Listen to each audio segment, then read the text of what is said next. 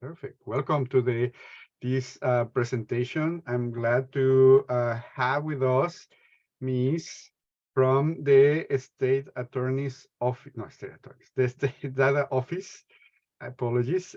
She works under the Chief Data Officer in the Office of Governance and Transparency. She is a thought leader who provides analytic and technical expertise and recommendations to state agencies and programs on their data usage, research, and analysis in the areas of data equity, ethical data analytics, statistical methods, research justice, and data justice. With that, please, Ms.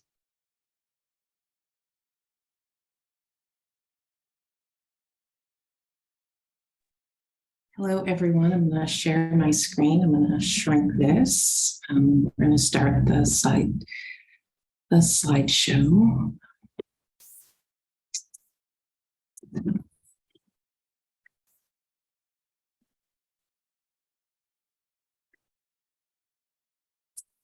Thank you for having me. Can everyone see this okay? Yes, we can see. Excellent.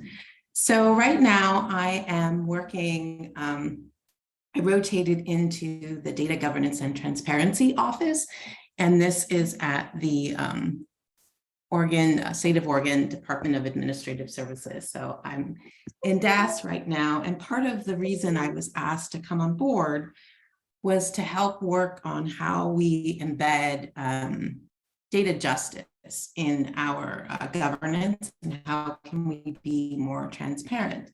And so one of the foundations of getting to where we're hoping to get to around data and equity, data justice, is to have data solidarity. And data solidarity means we're aware of and considering past and current inequities and providing all people, especially those who are most impacted by othering, there are many ways, but in particular racism, the support that's needed so that they can thrive. As we've been working on this, oh wait, hold on, my slide is not advancing, sorry, hold on, oh, there we go. As we've been working on this, we began to see some themes. And so I want to start today with that data injustice compounds harm. And I wanted to start here because inaction, in particular as it relates to data and how we handle data, how we share data, how we gather data, it actually compounds harm if we don't put things in place to mitigate or to disrupt. We think of data too often as something that's new or something that doesn't have an impact. However, data is not objective, number one. Datafication shapes and it gradually transforms societies. So how we use the data, how we categorize the data, how we share back data we've extracted, whether willingly or unwillingly from communities, it shapes and transforms in real time. Data can create and perpetuate power dynamics, and any ideal concept of data justice encounters already existing structures of recognition and concrete experiences of discrimination and injustice. And so what that's telling us is that we often have this idea of how we conceptualize data justice, but we separate or we segregate this ideal from what is actually happening, the context in which the data exists. So the data systems we witness forming often follow, unsurprisingly, existing power dynamics, and they drive current inequities and inequalities even further. And often they can give rise to new groups of injustice, of haves and have-nots. And so how can we think about this? How can we break this down? This is a visual that I really love. This is a great way to look at how we might see compounded harms. And so it breaks down data justice into procedural, which is fairness in the way the justice is handled, instrumental, and that's fairness in the results of the data being used. Rights-based is the adherence to basic rights such as representation, privacy, access, ownership. Structural, and that's the degree to which the interests of power in wider society support fair and equitable outcomes in other forms of data justice. And distributed, that's an overarching dimension related to the inequality or the equality of data, and that looks at the outcomes that can be applied to each of the other dimensions. And what's really important in this is we have internally in this visual, in our value chain, we have data systems. That's where the control, the locus of control is in the middle. And those are data systems, and data systems are often run by organizations or states or institutions and not by the people from whom the data is extracted. And so that's kind of something to think about as we go through today. And I know I'm going through them quickly because I have 10 to 15 minutes, but there'll definitely be time for questions. So data justice, now that we have a little bit of background about what that's about. Data justice, how we've defined it, is iterative and compounding, and not we, just we, but it's a conglomerate we in the data science community, not just at the state of Oregon. So data justice is considered to be iterative, which means it's continually changing and growing and compounding. The decisions we make now impact the decisions that happen tomorrow, and the decisions we made yesterday kind of flow through that as well. It is used to encompass the complex meanings that data equity captures, including concerns regarding power and privilege, knowledge equity, and the ways that harmful decision-making can be justified or maintained through said data. And so when I came on board, one of the things I did first, and I would recommend to any organization that's thinking they want to go and have a more equitable approach to their data, or they want to tackle data justice, which is a little bit more far-reaching, is to look at how your foundation is. You can't get to data justice without a very solid foundation. And so in the work that we do, community engagement with data, or the ability to access and engage with data, was one of the primary focuses. And so what I did first was I did some research and I assessed what was already happening in ODGT, which governs all of the state agencies and how they handle data, from forms that track data to how agencies provide what their future state or systems that they're going to want to build, or algorithms, all of these things. And so that was our way. And then we gathered information. We had work groups, and I met with all kinds of agencies, community partners, and we started internally because community that's external to state agency, we needed to be prepared to be able to onboard questions or provide tools or supports. Because often what happens is we do external community engagement, but we don't have the infrastructure for that equity work, that data equity work in particular, in-house. And so with the premise that we are all responsible for our part in getting closer to justice, this is how we approached it. These dates are, some of the dates are tentative because they're my recommendation for the upcoming year. But overall, to be in solidarity means we aren't going to predetermine what community is or community isn't. So we've identified internal, which means they're a state agency or a state agency partner, and external would be anyone external to that, so that community has the right to define themselves. And this is important because by not adhering to a concrete definition of what community is or is not, we are also not saying who does or doesn't belong.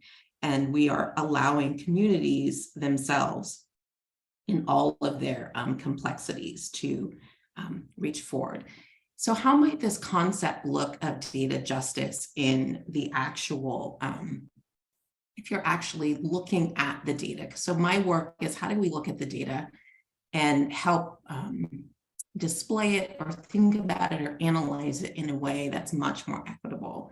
And one of the ways, and this is a great example by Strive Together, is to choose indicators that hold systems and not individuals accountable. Often with datafication, we get to data inequities because we look at communities, but technically by looking at communities, we're looking at individuals. Even though we aggregate them into a whole, it's really at the individual community level as opposed to the systems. And so this one looks at education. And so, for example, we could look at race and ethnicities of teachers and administrators relative to student body. We could look at per pupil funding. We could look at internet and computer device access and technical support. Other things that we should think about when we do think of data is financial well-being. Again, who can afford to have internet? Who can afford to have computers or phone lines? So this is one example of how that might look. As we endeavor to advance data justice, we recognize that our practice must broaden its critical approach to interrogating the social, historical, cultural, political, and economic forces behind manifestations of discrimination and inequity in our current discourse on the collection of data, in its governance, and in how we utilize said data. How we seek to understand how the longer-term path dependencies, and these would be path dependencies or variables in a path dependencies, create patterns and legacies of inequality, discrimination, and privilege. And we draw those into contemporary data work and data innovation life cycles. So this is an example of how we can disrupt what we currently see in data life cycles as it moves through.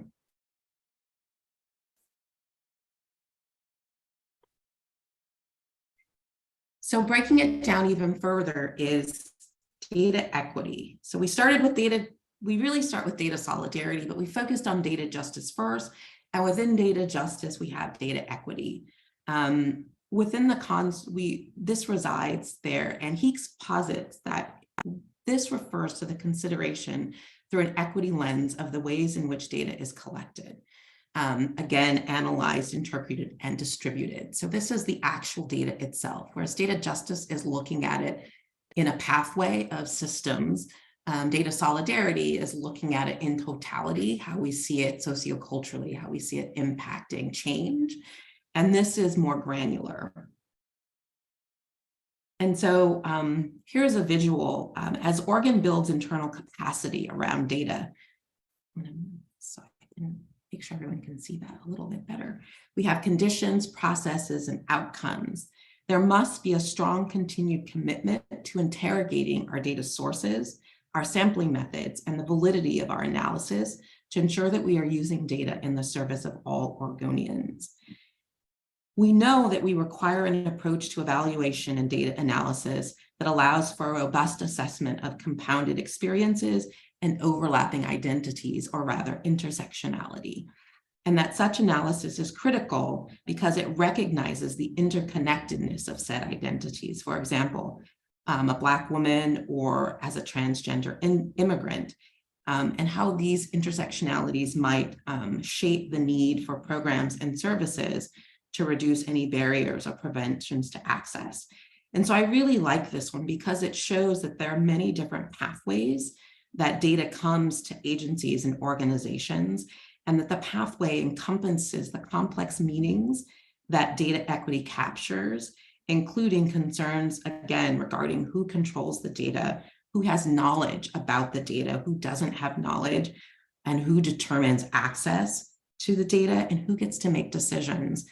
And so it's important also because it captures perceptions. Often we think of data as something that is true and static, and it doesn't have bias, and it doesn't have subjectiveness. And that's actually incorrect, because we know that as data moves through systems, how it's processed and categorized is done by people. And even if it's done by an algorithm, the algorithm has been written by a person. And the things we know, the knowledge that we have, and the beliefs and perceptions we have about a community, an environment, a social relationship, all of those things become embedded in the data.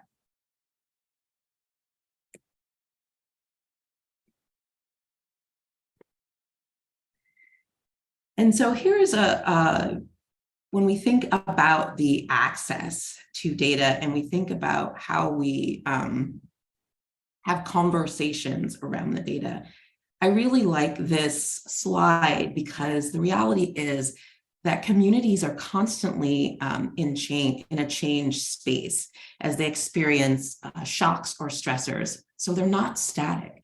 But when we use things such as adverse childhood experience or social determinants of health, we gather data often in a system at a particular point in time, which would be considered static data, but people and communities don't exist in a static way. So therefore, if data equity underscores marginalized communities' unequal access, then we need to understand what the root causes are that might give rise to that. And so this is an important visual because on the top of the tree, we see the data that we consider as datification, so over datification, pulling data from particular populations over and over so that we only see those populations and we don't see how it exists in context. But we often don't have data in our analysis that is from what is below, what's at the root of it. We don't look at poor housing quality or affordability, for example. We often don't include data around community disruption. We don't include data around discrimination. And so those are ways we contextualize. This is what we consider or we've identified as ethics. Do we have ethics in the procurement and use of data research or data algorithms or data systems?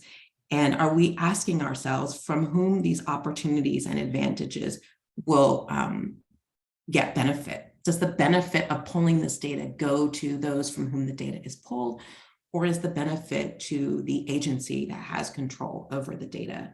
And so are we also cognizant of a fundamental issue of which groups or individual with their respective claims and particularities are involved in or affected by the increasing use of extracted data for purposes of which they're not aware of?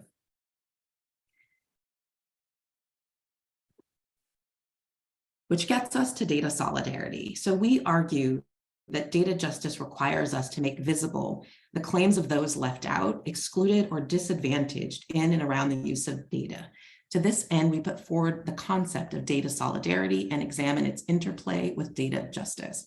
That's Braun and Hummel, 2022. So here is a way that we are looking at it here. And so the work I do is the bottom bubble. It's the contextual factors. The conversations around data justice are often centered around this notion of fairness, as we did discuss a little bit before. However, here we see again, we have the tree visual before, but this is how the data might move through a system. So the tree showed us how it lives socially, and this kind of shows a pathway of how it might work. And so how might solidarity in data contextualization look? If we think of the internet, I'm going to use that as an example, we don't often think of how all things are connected. So when we contextualize these factors, it touches all parts of it. And so, for example, the first zero recorded appeared in Mesopotamia around 3 BC. The Mayans independently invented it circa 4 AD. It was later devised in India into mathematics in the mid-5th century. Then it spread to Cambodia near the end of the 7th century and into China and the Islamic countries at the end of the 8th century. We know that place matters, and we see this on here. We talk about data and place often because it's very important. When we think of the internet, and place GPS, we don't think of Gladys Knight, née Gladys May Brown, an American mathematician known for her work that contributed to the development of the global positioning system, which we now know of as GPS. We know when we know and learn in programming that the internet was built by Robert E. Kahn and Vint Cerf.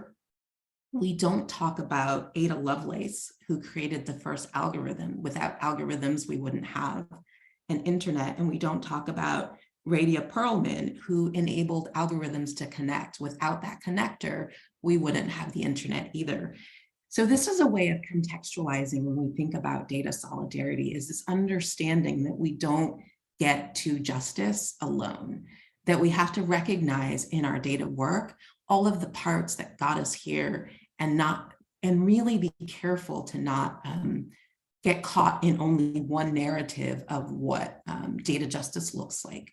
And to be very clear, have we looked at what the context is, the social, the infrastructural? Today, I gave examples of infrastructural factors, or the political or the economic. These are all very important pieces. So where does that leave us? Some ways that we have visualized being in solidarity is a roadmap. So we are hoping to look at the challenges with a focus on the impact of data inequality, determining if an agency or stakeholder group is ready to use data and/or data systems to address disparate outcomes, to understand what the data or data systems say about differences in outcomes by categorization, assessing using other sources of data to uncover causes of differences. So that would be contextualization in that assessment. Planful action, making plans to act on these differences that we see that are unjust, or if they are avoidable. If they're not avoidable, where can we mitigate? Using storytelling to present data in ways that help people make sense of the numbers, and storytelling in a way that doesn't further marginalize underserved or already marginalized communities, and always having some forward movement, moving from data gathering to data equity and action. And that's, are we over gathering data? Do we already have the data that we need in our systems? Do we need to gather more? So these are all ways that we're hoping to get to data solidarity. And so some ways this might look like as we do this work is developing systems to analyze data pathways, from analytical tools to data system structures, both automated and databases, to data-driven research and equity strategies used across agencies for the development of comprehensive approaches to data equity across Oregon. Other ways are looking at how we assess the current state of data across Oregon state agencies and commissions, from departmental program-specific data systems and departmental program-specific equity-related opportunities, including challenges to that we may see that are maybe not in alignment with our overall EIS strategic data plan. We might look at working to reduce data disparities across Oregon and see where we can strengthen and embed collaboration and coordination across all parts of the community, and begin to define what our data justice strategy and priorities are through internal community engagement and identify priority issues. And we've done some of those, and we've begun some of those. And a great example that I'm going to close with of how we make this change is I have some visual challenges. And so my computer is set up for an accommodation. And we created an app to track projects, or a team that does that here to track projects. And I had been unable to put things in, and I kept saying, I don't see it, I don't see it. And so the team said, hey, can we meet and look while you're looking at it, and can we see it? And it turned out that the app wasn't set up to accommodate someone with my type of visual need, where my words are very large on my screen. And so changes were made, and now I can see it. And so when we think about data solidarity, we're not just thinking about how we capture data, but how we interface with systems where we have to input data or utilize data. And we should be thinking about it across all potential marginalizations. And we know that the work is hard, and the work is broad, and that the work is difficult. And so I've only started a piece of it, foundation. There'll be someone that comes after me that builds on that. And this is always happening in an iterative process. So this is just a little bit about what we are doing here at the state. And I will stop my sharing for Q&A. And thank you so much for having me.